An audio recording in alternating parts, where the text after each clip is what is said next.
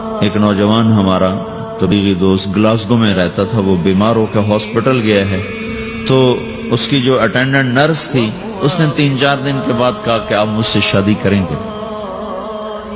اس نے کہا میں مسلمان ہوں، تم کرسچن ہو؟ کہا میں مسلمان ہو جاؤں گی، اگر آپ شادی کر دو تو میں مسلمان ہوں۔ اس نے کہا تم کس وجہ سے مجھے یہ پیشکش کر دو؟ وہ کہنے کہ میں 3 دن سے تمہیں دیکھ رہی ہوں تو کہ تم نے ایک دفعہ بھی نظر اٹھا کے مجھے نہیں دیکھا، میں نرس ہوں، میری زندگی یہاں گزری ہے، میں نے کوئی نوجوان ایسا نہیں دیکھا جو لڑکی کو دیکھ کے نظر جھکا لیتا ہو، میں پہلی دفعہ اپنی زندگی میں کسی کو دیکھ رہی ہوں کہ جب اس کے سامنے میں آتی ہوں تو اس کی نظر جھک جاتی ہے، تو مجھے یقین ہو گیا تیرے اندر سچائی ہے۔ وہ مسلمان ہو گئے، اس نے آگے کتنی بچیوں کو مسلمان کیا۔ پھر اشفاق احمد صاحب مرحوم تھے، یہ ڈرامہ رائٹر، ان سے اچھی سلام دعا تھی میری، تو ایک دن مجھ سے کہنے لگے کہ میں تبلیغ کے کام سے متاثر ہوا ہوں انگلینڈ جا کر، پاکستان میں نہیں، انگلینڈ جا کر، تو میں ایڈمبرا میں پارک میں بیٹھا تھا، میری بیوی میرے ساتھ بیٹھی تھی، تو ایک جماعت آئی، انہوں نے آ کر اذان دی مغرب کی اور نماز پڑھی۔ نماز کے بعد 13-14 لڑکیاں بھاگ کے آگے آئیں ان سے بات کرنے کے لیے، تو میں نے بیوی سے کہا آؤ سنو یہ کیا کہنے کہتے ہیں، تو کہا ہم دونوں بھی پہنچے، تو جس نے جماعت کرائی تھی نا اس کو ایک لڑکی آگے بڑھ کے کہتی آپ کو انگلش آتی؟ کہی آتی ہے۔ کہی آپ نے کیا کیا ہے؟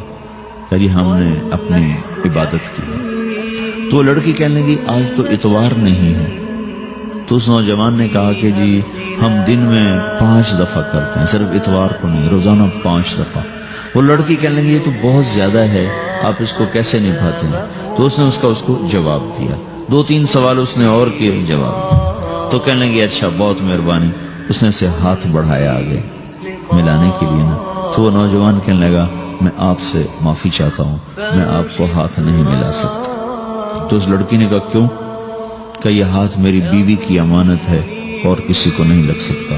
تو لڑکی کھڑی تھی، وہ زمین پہ گر گئی، صرف اس بہت وہ زمین پہ گر گئی، کھڑے کھڑے وہ زمین پہ گر گئی اور وہ بچوں کی طرح رونے لگی پھوٹ پھوٹ کے، اور کہنے لگی وہ لڑکی کتنی خوش قسمت ہے جس کے تم خامد ہو، کاش یورپ کے مرد بھی ایسے ہی ہوتے۔ جس رب نے نفسیات بنائی ہے وہ اگر کوئی عورت کپڑے اتار دے تو اس کی نفسیات بدل جائے گی، چاہے وہ مغرب میں پیدا ہو چاہے وہ مشرق میں پیدا ہو۔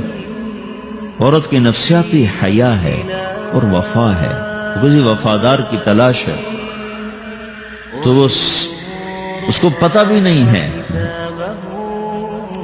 کہ مشرق کا حیا کیا ہے، لیکن وہ اس کو اللہ نے عورت بنایا ہے، اس کے اندر کی وہ نہیں مر سکتی چیز۔ کاش یورپ کے مرد بھی ایسے ہوتے۔ اور آنسو پوچھتی ہوئی وہاں سے اٹھ کے چل دی۔ تو اشفاق صاحب مرحوم کہنے لگے میں نے اپنی بیوی سے کہا بانو آج وہ تبلیغ ہوئی ہے کہ لاکھوں کتابیں بھی چھپ جاتی، وہ کام نہ ہوتا جو یہ نوجوان اپنے عمل سے کر لیا۔ تو میرے عزیزو کٹی پتنگ نہ بنو، اپنی کٹی پتنگ کی منزل کوئی نہیں رہتی۔ اللہ اس کے رسول کے ہاتھ میں اپنے ڈور دے کے چلو، اللہ اس کے رسول کی غلامی میں اپنے آپ کو چلاؤ تو اللہ تمہیں بھاگ لگائے، عزت بھی دے گا۔ اپنی منمانی میں کوئی راحت نہیں، اللہ کی قسم کوئی راحت نہیں۔ 6 بر اعظم پھر کے تمہیں بتا رہا ہوں کہ جو اپنی ترتیبوں پر چلنے والوں کے دکھ آپ لوگ اندازہ نہیں لگا سکتے۔ چلنا ہے تو اللہ اس کے رسول کی زندگی کو اپنا کے چلو، اللہ تمہاری دنیا بھی سکھ والی بنائے گا، آخرت بھی سکھ چین والی بنائے گا۔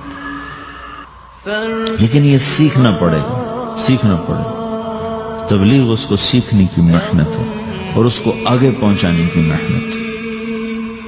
تو یہ عمر ہے، اس وقت ساری دنیا اسلام کے لیے تیار ہے، چونکہ نظریاتی طور پر دنیا شکست کھا چکی، کسی کے پاس کچھ نہیں۔ تو ہمارے پاس ایک ایسا خوبصورت نظریہ ہے کہ جو ان کو بڑی تیزی سے اپنی طرف کھینچ سکتا ہے، اور اللہ کا احسان ہے کہ تیزی کے ساتھ نسلوں کا رخ اللہ کی طرف ہو رہا ہے۔ تھوڑی ہمت کرو، چھٹیوں کا وقت تبلیغ میں دو، باقی وقت اپنی تعلیم کو دو، گھر جاؤ تو ماں باپ کے خادم بن کے رہو، نوکر بن کے رہو۔